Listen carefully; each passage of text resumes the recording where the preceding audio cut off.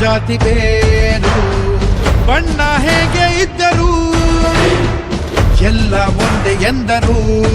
ಮೇಲೆ ಏಳು ಶೋಷಿತ ನಿನಗೆ ಗೆಲುವು ಖಂಡಿತ ಎಂದು ಮೌಢ್ಯವನ್ನು ಕೊಚ್ಚಿ ಎಸೆದ ಚಂಡಮಾರುತ ಸಮತೆ ಎಂಬ ಮಂತ್ರವ ಕೊಟ್ಟ ದೇವ ಮಾನವ ನೋಡು ದಿಲ್ಲಿಯಿಂದ ಹಳ್ಳಿ ತನಕ ನೀಡೋ ಗೌರವ